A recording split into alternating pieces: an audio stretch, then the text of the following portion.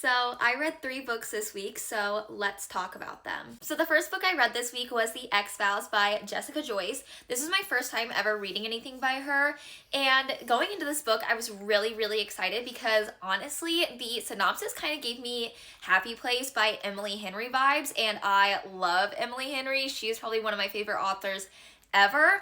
And even though nothing could ever really replicate the feelings that I feel towards her, I really thought that this book had a good shot because the second chance romance was there, the tension was there.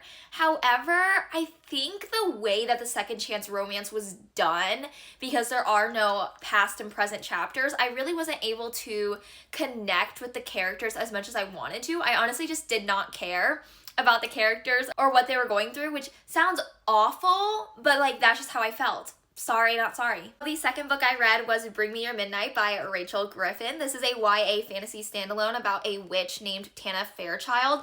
And going into this book, I really thought that it was going to be more romance focused. And even though there is a romance plot line, it really is at the backseat of the story, which is fine. But I wish going into it, I would have known that it was more about Tana and her self-discovery journey. She's really going through this battle between choosing herself or choosing her duty and to her coven.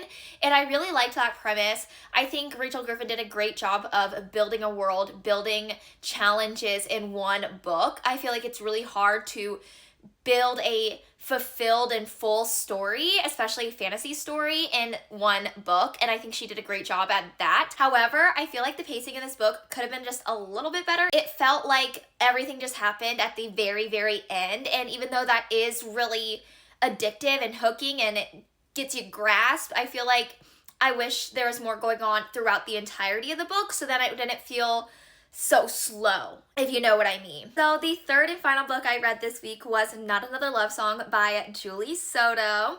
So at this point of the week, I was really convinced that I might be in a reading slump. I didn't really love X-Files, liked Bring Me Your Midnight, but I wasn't really motivated to read it because of its pacing.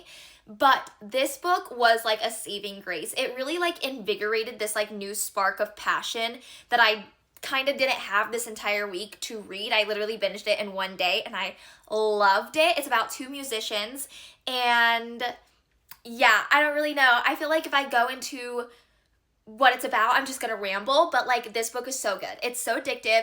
I loved the tension. It's very much like boy obsessed, and if that's what you want in your life, like go and get this book now, please.